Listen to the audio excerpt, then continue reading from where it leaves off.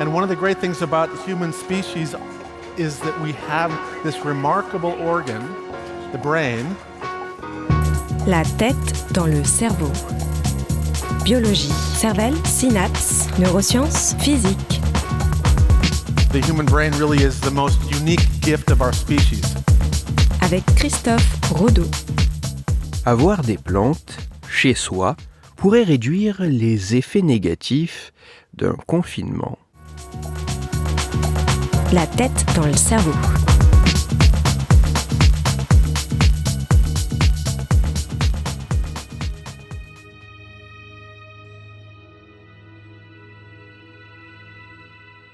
Le contact et l'interaction que nous avons avec les plantes et la nature qui nous entoure semblent avoir un impact positif sur notre santé mentale et notre bien-être. Mais en temps d'épidémie, voire à plus forte raison en temps de pandémie, nous pouvons être soumis à des mesures de confinement ayant principalement pour objectif de drastiquement diminuer la propagation de la maladie contagieuse, mais limitant de fait nos mouvements et nos contacts avec les autres et la nature. Bien que souvent préférable à une inaction, cette situation a tout de même un lourd coup sur nous, car, en plus de nous couper du monde extérieur et de la nature qu'il recèle, les effets psychologiques, neurobiologiques, voire psychiatriques semblent pouvoir être nombreux et non négligeables.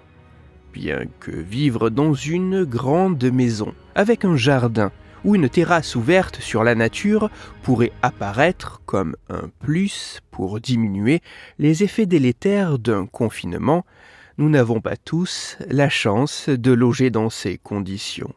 Il semble alors intéressant de se demander si le fait d'avoir, chez soi, un peu de nature pourrait aider à moins mal vivre ces moments.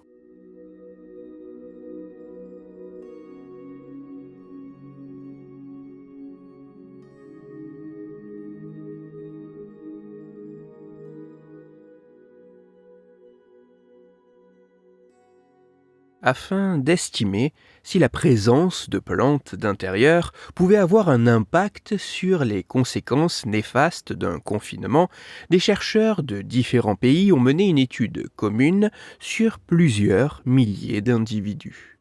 Dans le détail, les chercheurs ont soumis plus de 4200 volontaires répartis dans 46 pays confinés en moyenne depuis au moins 5 semaines à un assez long questionnaire.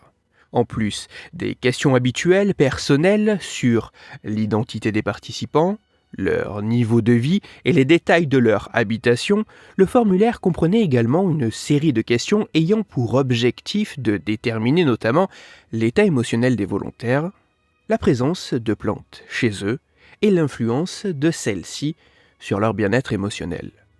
Les résultats de cette étude sont très intéressants.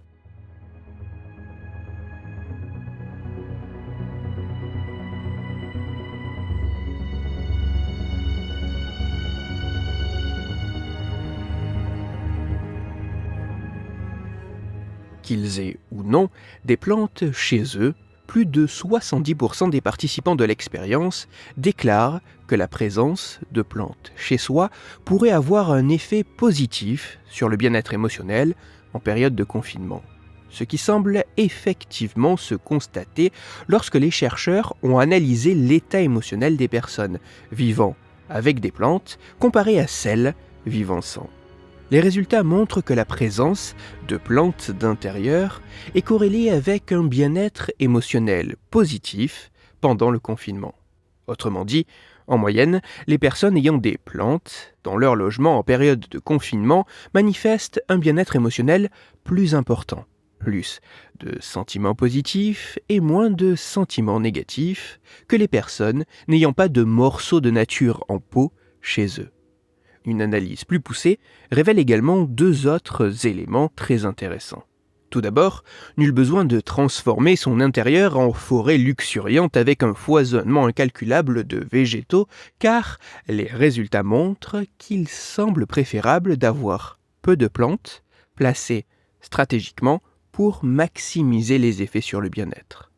Ensuite, seules les plantes à l'intérieur de l'habitation pourraient être importantes, car le fait d'avoir des plantes chez soi, mais à l'extérieur, ne semble pas avoir d'influence significative sur le bien-être émotionnel des participants. Plus que d'apporter de la décoration, avoir des plantes d'intérieur pourrait jouer sur notre bien-être, notamment en période de confinement, lorsque le contact avec la nature extérieure est rendu si difficile, voire impossible.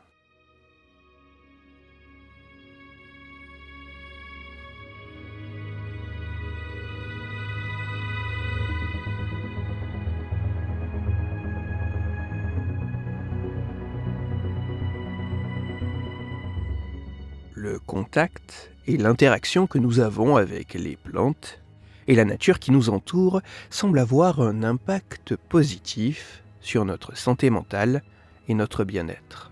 Mais en période de confinement, où la seule proximité que nous avons avec le monde extérieur se limite souvent à la vue depuis nos fenêtres, la présence du végétal peut se faire cruellement absente. Toutefois, dans ces conditions, nul besoin de nature luxuriante, car il semble apparaître que la présence de quelques morceaux de nature en pot puisse réduire les effets néfastes du confinement et même nous procurer certains bienfaits.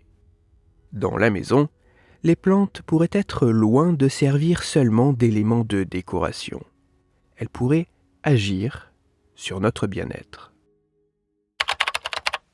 Toutes les références scientifiques m'ayant servi à écrire cette chronique se trouveront sur mon site, Cerveau en argot. Si ces travaux vous ont intéressé, je vous invite à vous plonger dans le détail de cette étude dont je n'ai fait qu'effleurer la richesse, la complexité et la profondeur. Bien que ces résultats soient très intéressants, il est important de garder en tête que les chercheurs n'ont mis en évidence que des corrélations et non des liens de causalité entre bien-être émotionnel et plantes d'intérieur en temps de confinement. Car il demeure pour l'instant difficile de dire si ces effets positifs sont dus à la seule présence des plantes ou si ceci pourrait au moins en partie s'expliquer par le comportement actif, l'occupation obligatoire que nécessite le fait de devoir s'occuper de ces végétaux. De plus, le fait de comparer des individus particulièrement intéressés par le jardinage, ne correspondant pas à un échantillon représentatif de leur population, et appartenant à plusieurs pays où les situations sont souvent assez différentes, tant au niveau de la gravité de la crise sanitaire que concernant les modalités du confinement, tout ceci peut conduire à potentiellement limiter de manière plus ou moins importante la portée de cette étude. Il sera donc primordial que d'autres chercheurs, d'autres laboratoires puissent être à même de retrouver de tels résultats, notamment en prêtant attention à réduire les éléments limitant leurs études afin d'appuyer les conclusions des présents travaux. Pour approfondir la chronique d'aujourd'hui, je vous renvoie vers un article disponible gratuitement sur Internet, mais en anglais. Cet article a pour titre « Having plants at home improve psychological well-being during lockdown ». Il est écrit par les rédacteurs de Eurekalert et il est à lire sur le site eurekalert.org. Dans cette chronique, il a été question de l'importance de la nature et des plantes sur nous. C'est pour cela que je vous renvoie aux épisodes numéro 54 et numéro 108 de La tête dans le cerveau.